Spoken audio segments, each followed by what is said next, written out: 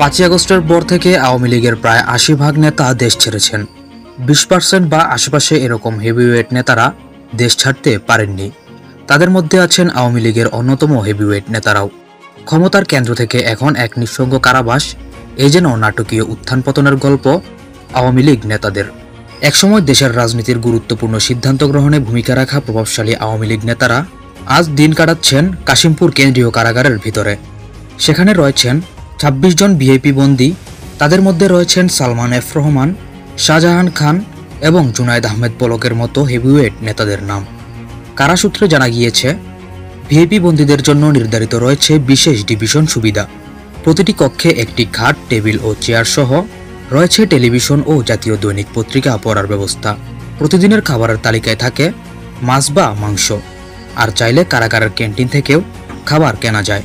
তাদের জন্য রয়েছে একটি লাইব্রেরিও, যেখানে প্রায় 2000 বই রয়েছে এবং তারা সেখানে বইও পড়েন। আজকের ভিডিওতে জানাবো কারাগারে কেমন সময় কাটাচ্ছে একসময় বাংলাদেশ নিয়ন্ত্রণ করা আওয়ামী লীগের টপ লিডাররা। জুনায়েদ আহমেদ পলক। সাবেক তথ্য ও যোগাযোগ প্রযুক্তি প্রতিমন্ত্রী হিসেবে দায়িত্ব পালন করা জুনায়েদ আহমেদ পলকের জীবনে এসেছে চরম এক বিপর্যয়। কারাগারে তিনি সময় কাটাচ্ছেন নিঃসঙ্গতায়। অন্য বন্দীদের সঙ্গে খুব একটা কথা বলেন না, অনেক সময় চুপচাপ বসে থাকতে দেখা যায়।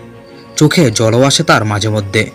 বিভিন্ন সময় আদালতে যাওয়ার সময় তার বিভিন্ন বক্তব্য বর্তমানে হাসাহাসি এবং অনেকের কাছে খারাপ লাগারও জন্ম দেয়। নিজের মামলার খুঁটিনাটি বুঝতে তিনি কারাগারে এনেছেন ফৌজদারি কার্যবিধি, দণ্ডবিধি, ডিজিটাল নিরাপত্তা আইন ও জাতীয় সংসদের বক্তৃতা সংকলন সহ 5টি বই। মানসিকভাবে ভেঙে পড়েছেন বলেই মনে করছেন অনেকে। জুনায়েদ আহমেদ পলক 5ই আগস্টের পর দেশ ত্যাগের জন্য এয়ারপোর্টে গেলে সেখান থেকেই গ্রেফতার হন। শাহজাহান খান। মাদারীপুর 2 আসনের সাবেক সংসদ সদস্য ও মুক্তিযোদ্ধা নেতা শাহজাহান খান কারাগারে জীবন কাটাচ্ছেন বেশ গুছিয়ে। নিয়মিত হাঁটাহাঁটি করেন, পড়েন পত্রিকা ও রাজনৈতিক বই। মুক্তিযুদ্ধের স্মৃতি এবং অতীত রাজনীতির গল্প শোনাতে ভালোবাসেন সহবন্দীদের। জানা গেছে তিনি একটি আত্মজীবনী লেখার কাজেও হাত দিয়েছেন। লাইব্রেরি থেকে বই সংগ্রহ ও বাইরে থেকে বই আনার আবেদনও করেন নিয়মিত। কারা কর্তৃপক্ষের মতে তিনি একজন শান্ত ও শৃঙ্খলাবান বন্দী হিসেবে রয়েছেন বর্তমানে। সালমান এফ রহমান। বেক্সিমকো গ্রুপের ভাইস চেয়ারম্যান এবং সাবেক প্রধানমন্ত্রীর শিল্প ও বিনিয়োগ বিষয়ক উপদেষ্টা সালমান এফ রহমান, যিনি 2017 সালে চীনা সংস্থা হুরুন গ্লোবালের তালিকায় বিশ্বের 2000 ধনীর মধ্যে ছিলেন। এখন সময় কাটাচ্ছেন কোরআন তেলাওয়াত, তসবিহ ও নামাজে। তিনি ও সাবেক আইনমন্ত্রী আনিসুল হক নৌকা দিয়ে পলায়নের চেষ্টা করলে তাকে আটক করে আইনশৃঙ্খলা বাহিনী। উল্লেখ্য, সালমান এফ রহমান তার দাড়ি কেটে ফেলেছিলেন পলায়নের সময়। তিনি নাকি এখন ফজরের পর হাঁটাহাঁটি, এরপর দিনের বাকি সময় ইবাদতে ব্যস্ত থাকেন।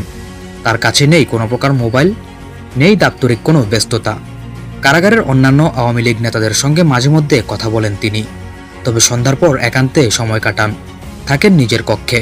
তার জন্য খাবার আসে ক্যান্টিন থেকে, কিন্তু মানসিক প্রশান্তির উৎস এখন তার জন্য শুধুই নাকি ধর্মীয় অনুশীলন।